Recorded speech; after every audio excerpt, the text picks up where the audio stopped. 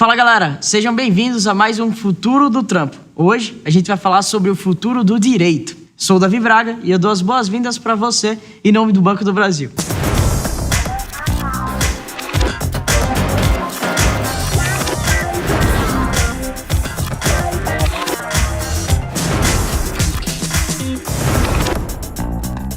A gente já falou sobre o futuro de duas grandes profissões, futuro da saúde e futuro da economia criativa. Hoje o papo sobre direito vai ser super bacana. Por isso, a gente trouxe duas convidadas para bater esse papo aqui com a gente, né? Que é a Renata Castilho e a Camila Pinheiro. Meninas, é um prazer estar aqui batendo esse papo com vocês. E esse programa aqui é feito para aquelas pessoas que querem entender um pouco melhor sobre as carreiras, as possibilidades de carreiras para o futuro. Então, tenho certeza que os conhecimentos de vocês serão fundamentais para que eles tomem a decisão de seguir ou não na área de direito. Dependendo do que vocês falarem aí, vai ser importante para o futuro deles.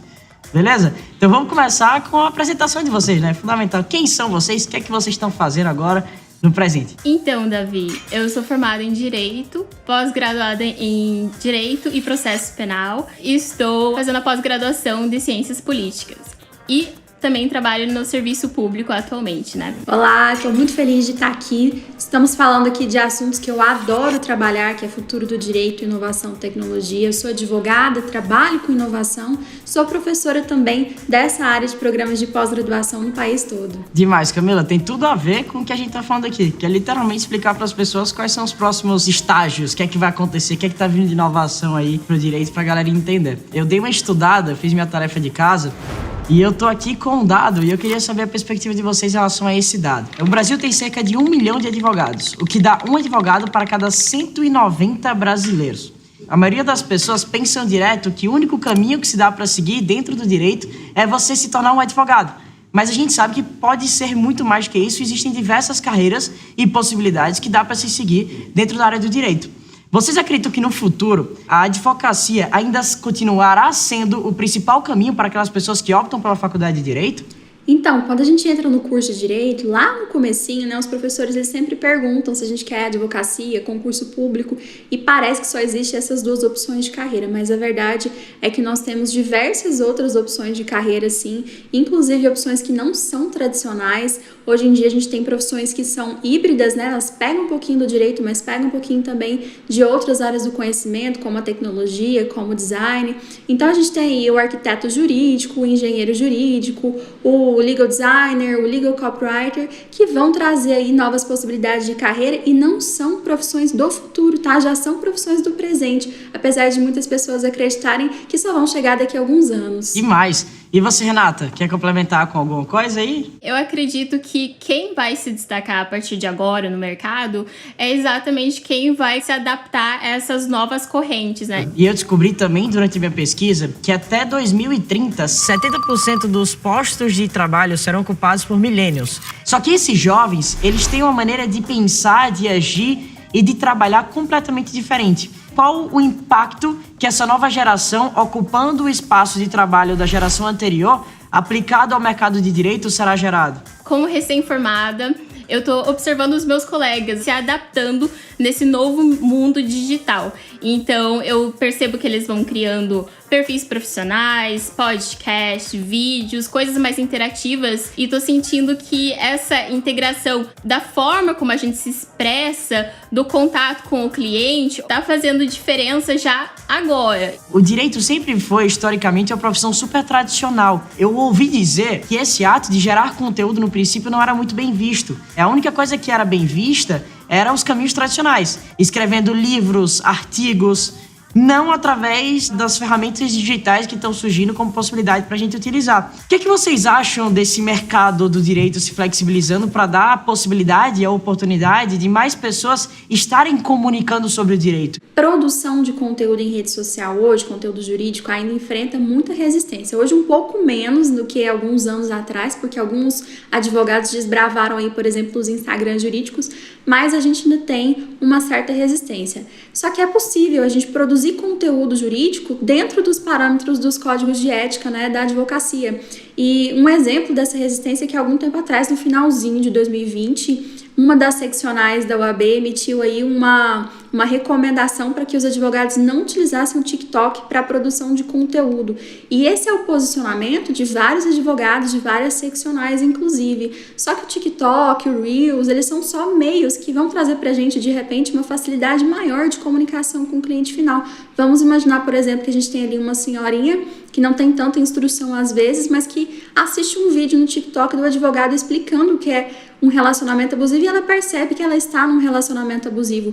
Então, esse tipo de situação, ela é positiva para que as pessoas tenham mais facilidade de compreender os direitos que elas têm. Inclusive tem um termo para isso, né? Chamado Visual Law. E o Banco do Brasil trouxe a especialista deles em Visual Law para fazer o comentário pra gente. Então, Pri, o que é que você tem para falar aí sobre Visual Law pra gente? Oi, Davi. O Visual Law é descomplicar a comunicação jurídica com elementos visuais. Eu posso utilizar um mapa mental, uma tabela, uma cor de fonte diferente, uma letra diferente, qualquer coisa que o nosso cliente entenda o juridiquês.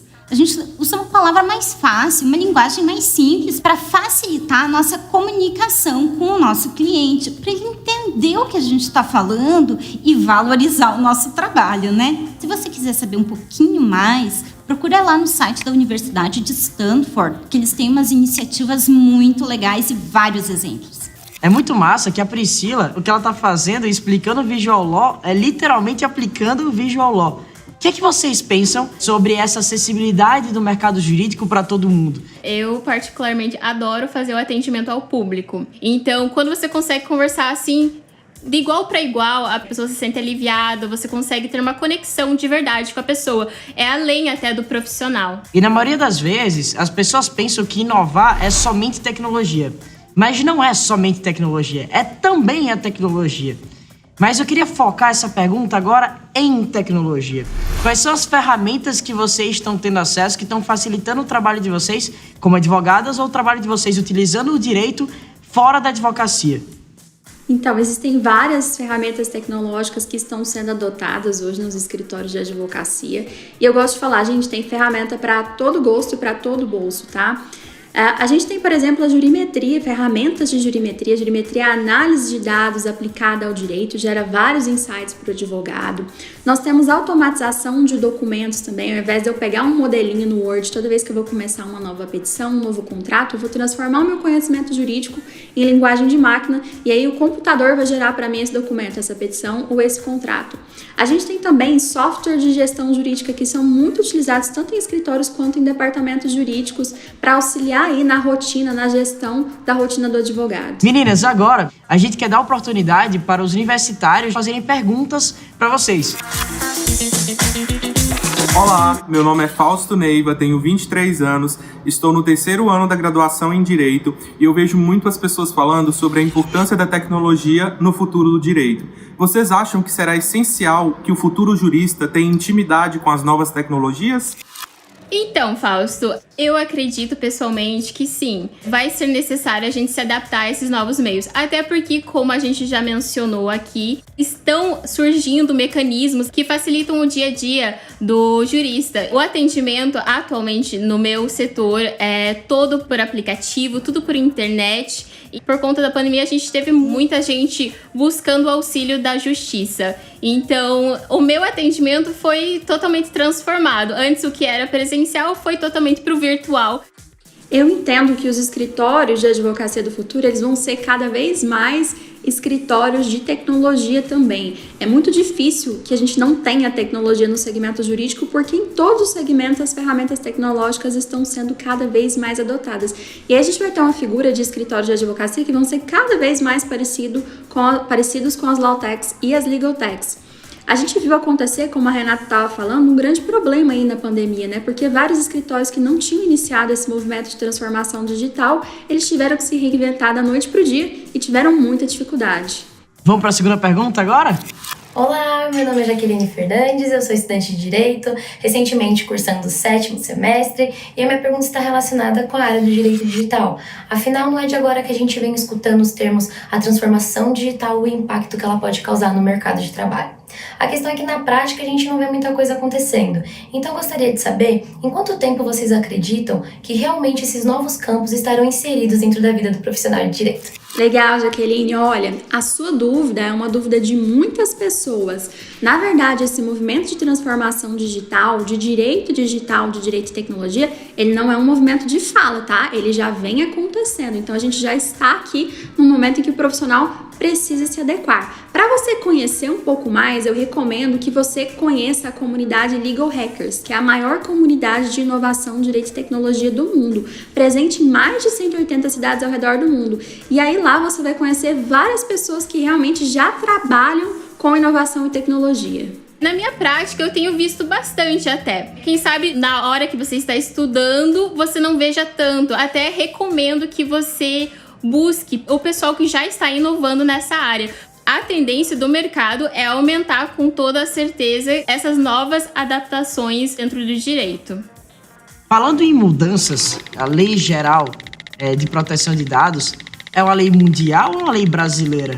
Legal, olha, a Lei Geral de Proteção de Dados, ou LGPD, como as pessoas falam, ela é uma lei brasileira, só que ela não é uma invenção brasileira, né? Ela é inspirada na GDPR, que é a Lei de Proteção de Dados Europeia, e as duas elas vêm de uma tendência mundial de proteção e privacidade de dados pessoais, porque quanto mais a gente compartilha os nossos dados na internet, mais vulneráveis nós ficamos. E aí as pessoas ficam perguntando, mas será que a LGPD vai pegar, não vai pegar? Não é bem isso, né? De pegar ou não pegar. A questão é que a gente precisa realmente cumprir a Lei Geral de Proteção de Dados, porque ela é diferencial para qualquer empreendimento hoje. Agora, Renato, falando da tua área, que é a área criminal, o número de crimes virtuais cometidos durante a pandemia aumentou pra caramba. Como é que você enxerga o impacto disso pra tua área de trabalho específica? Os crimes hoje em dia não são só no mundo físico, é óbvio, né? Já tiveram algumas inovações para proteger contra esses crimes virtuais, mas com certeza cada ano vem aumentando. Então a legislação está se adaptando ainda. Camila, também é possível empreender na área do direito, ou seja, você pode criar uma startup, uma Law Tech. Qual a importância que essas inovações previstas por essas Law Techs estão trazendo para o mercado? Super possível empreender nessa área. Hoje a gente tem muitas Law Techs e Legal Techs, tanto no Brasil quanto fora do Brasil. Aqui no país a gente tem uma associação brasileira de Law Techs e Legal Techs que faz um mapeamento de todas as soluções tecnológicas que existem para o segmento jurídico.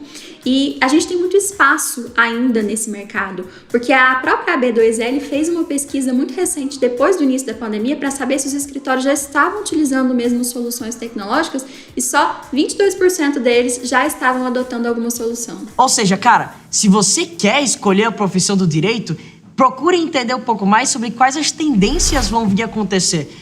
O que está acontecendo no mercado como um todo e como é que você consegue se posicionar para você surfar essa onda da melhor maneira possível e não você ser atropelado por ela e pego de surpresa. E aí depois não vem chorar, porque eu, Renata e Camila, a gente tá avisando você. Continuando a falar sobre futuro, quais são as habilidades mais importantes alguém que opta pelo ramo do direito deveria desenvolver para os próximos 10 anos? Eu vou simplificar bastante e vou dar duas características que eu acho que são fundamentais. Não basta você já querer correr e já criar um perfil e já buscar um novo meio, se integralizar nesse caminho eletrônico sem antes ter uma base bem sólida. E segundo, olhar. Você tem que estar olhando o mercado e observando as novidades. Eu gostaria de citar apenas uma, que é a habilidade de aprender a aprender. Porque pode ser que hoje determinada tecnologia que para nós faz sentido, amanhã já não faça mais, e a gente vai ter que aprender uma nova. Então essa noção de que o mercado está sempre em transformação, ela é essencial para que a gente se coloque em movimento de aprendizagem e não fique obsoleto. Minha cabeça fez pum agora, você não tem ideia. E agora, a gente está se direcionando para o fim, e eu tenho certeza que é a pergunta mais esperada por todo mundo de casa. Quais são as dicas, as recomendações que vocês dão para quem quer seguir no futuro da profissão do direito? Então, eu vou dar um conselho que, à primeira vista, ele pode parecer meio contraintuitivo, que é saia do direito. Não adianta a gente ficar os 5 anos do curso de Direito focado lá só com a cabecinha no conhecimento técnico jurídico. Ele é importante, importantíssimo. Só que ele precisa ser aliado com outros conhecimentos. Então, conhecimento em tecnologia, em gestão, em relacionamentos, né? Entender de pessoas também, são conhecimentos muito importantes. Porque o profissional do futuro é aquele que vai conseguir fazer cada vez mais nexos entre conhecimentos diferentes, que é o que a gente chama de profissional nexialista e menos especialista. Complementando isso que a Camila disse, o ideal neste momento é você estar de olho no mercado de trabalho, realmente manter um olhar de adaptação e também flexibilizado, né, para novas possibilidades que estão por vir. Renata, Camila, em meu nome, em nome do Banco do Brasil e em nome de todo mundo que está assistindo de casa, eu queria muito agradecer o tempo de vocês. Eu aprendi um monte de coisa, fiz várias anotações aqui de coisas que eu vou aplicar para minha vida e olha que eu nem tenho interesse em seguir na área do direito. Imagina para quem tem esse interesse. Eu que agradeço, Davi, e o Banco do Brasil aqui por esse espaço. Adorei o nosso bate-papo, obrigada aí o Banco do Brasil e parabéns pela abertura do espaço, porque discutir o futuro das profissões é realmente essencial. Esse foi o Futuro do Trampo e eu espero você no próximo episódio, onde a gente vai discutir sobre o futuro de outra profissão super importante para nossa sociedade. Tchauzinho e até a próxima!